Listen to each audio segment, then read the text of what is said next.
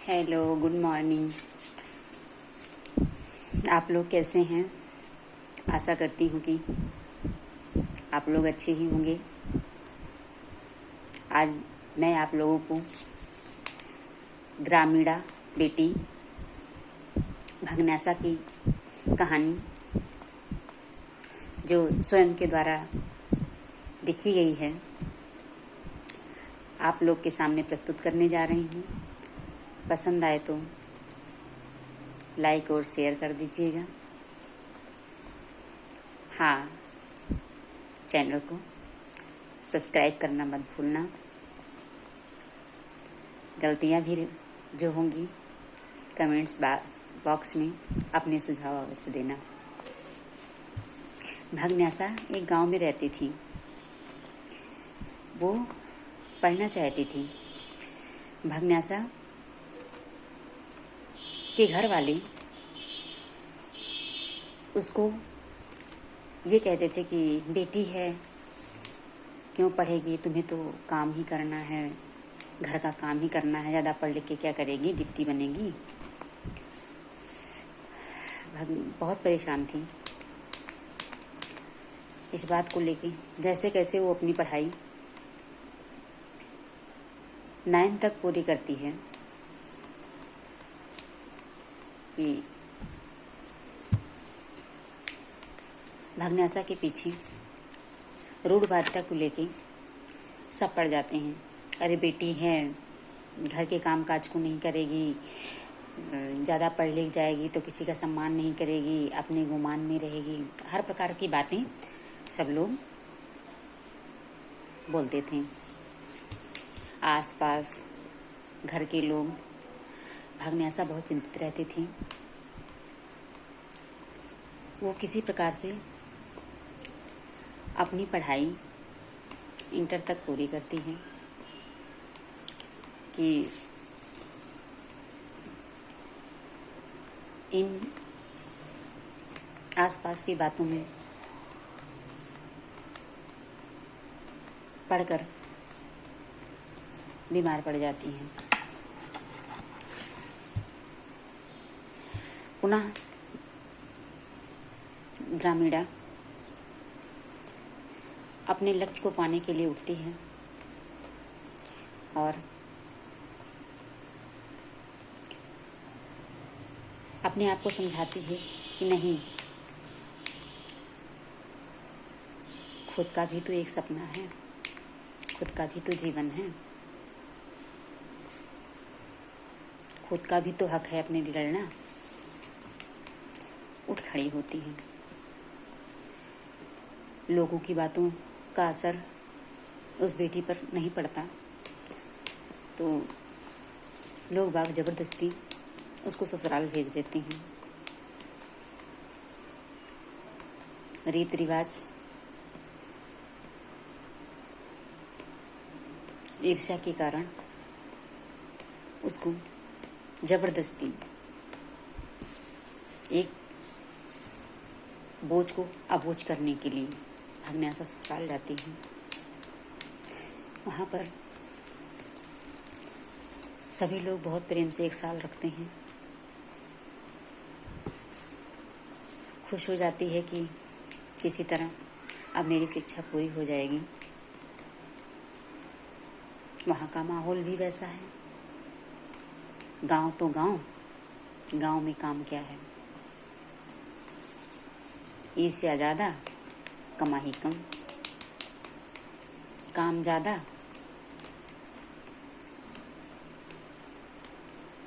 कर्म फल कम।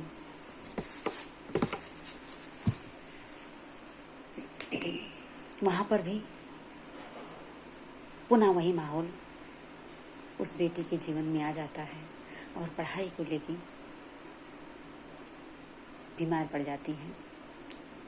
उसका बीमार पिता उसे सहारा देता रहता है। बेटी, जीवन में बहुत संघर्ष झेलने होते हैं, करना पड़ता है। हार मत मानना, आप अपने लक्ष्य तक अवश्य पहुँचना। शाबाश शाबाश कह के इतना मजबूत हौसले को बना देते थे उनके पिताजी कि बेटी कितना भी बीमार, कितना भी मुसीबत, कितना भी प्रतिकूल माहौल, सबको पार कर जाती थी। भाग्यनासा अपनी पढ़ाई BA, MA इन्हीं मुसीबतों में करती हैं। रोज घरेलू हिंसा, उसको पता भी नहीं होता है कि उसके साथ हिंसा हो रही है, बस उसको एक लक्ष्य दिखता है कि मैं पढ़ लूँ फिर बताती हूँ। जिसने जिसने हमारे हक, हमारे सपने, हमारा जीवन को प्रतिकूल माहौल दिया है, एक एक के हिसाब लूँगा मैं। ये शब्द दबाए रहती है। ससुराल का भी वातावरण वैसा ही रहता है। आसपास के लोग यही बोलते थे, अरे घर का काम कराइए, क्यों पढ़ा लिखा रहे हो। सब लोग परेशान करते थे।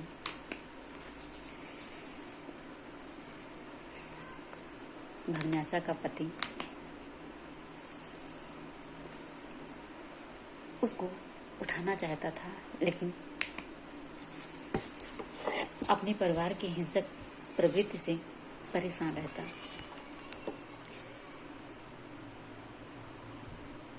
वो अपने दोस्त के साथ भाग्यनासा को पढ़ाई करने के लिए भेज देता है और खुद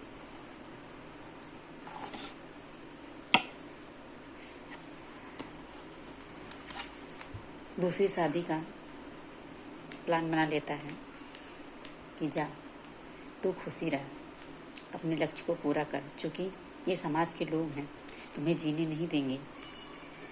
बहुत बड़ा प्रत्याग कर देता है। भाग्यनासा को कमी महसूस होती है अपने पति की। 1 वर्ष तक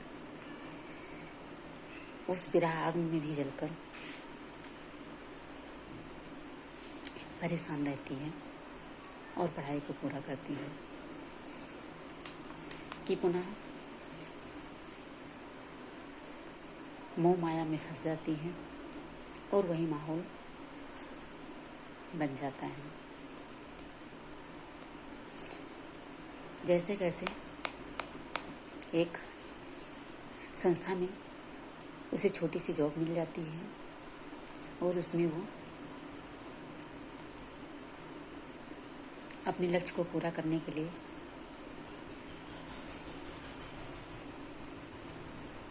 लगन से काम करती है। भाग्यनासा एक दिन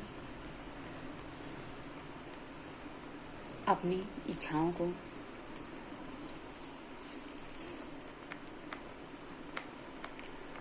बॉस से बताया। बॉस ने कहा, जिस तरह तुम्हें तुम्हारे पिताजी हौसला देते थे, उसी प्रकार से मैं भी आपको आज़ाद करता हूँ। आप जाइए, अपना जीवन, अपना हक, अपना सपना पूरा कीजिए। संस्था से आकर पुनः वही माहौल में हो जाती है। घर का काम करो, डिप्टी बनना है, बहुत परेशान रहती है। जैसे कैसे वो कुछ परीक्षाएं उत्तीर्ण करके आगे के लिए अपनी तैयारी जारी रखती हैं।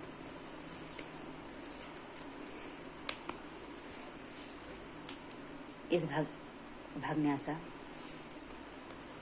का भाग उदय तक आप लोगों का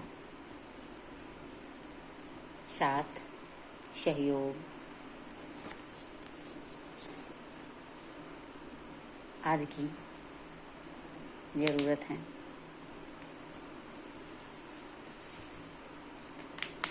इस कहानी से हमें ये शिक्षा मिलती है कि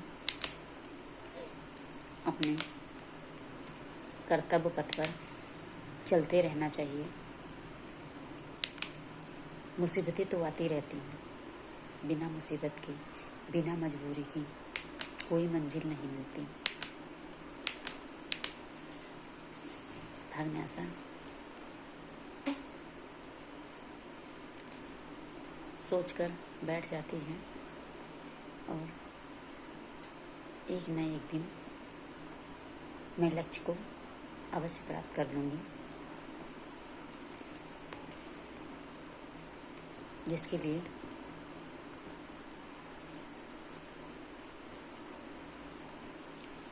कठिन मेहनत करती है।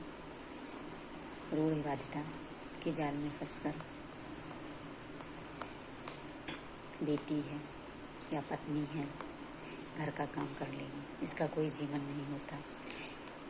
बेटी का कोई सपना नहीं होता है। आज भी हमारे समाज में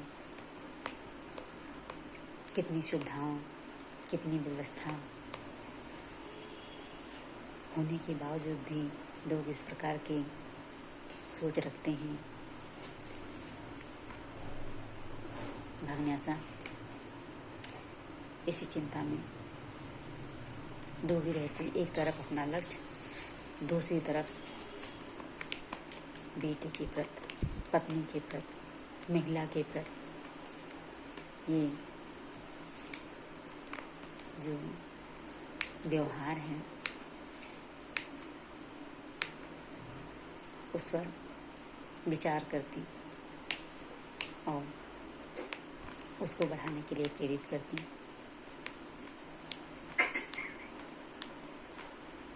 इस कहानी से हमें शिक्षा मिलती है कि कर्तव्य पर चलते रहना चाहिए। क्यों ना ही तूफान आता रहे जीवन में, पैर जरूर डगमगाते हैं, लेकिन हमें अपने हौसलों को बुलंद रखना है, अपने पैर को खड़े रखना है, ताकत दिखानी है कि एक बेटी की क्या अहमियत होती है। Okay, bye. जाते जाते मैं ये बात अवश्य कहती हूँ कि अपने सुझाव कमेंट्स बॉक्स में अवश्य देना। प्यारी बहनें, प्यारे भाइयों,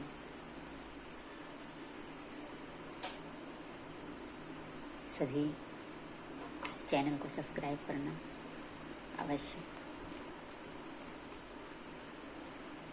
आपसे ही उम्मीद है। Okay, good bye.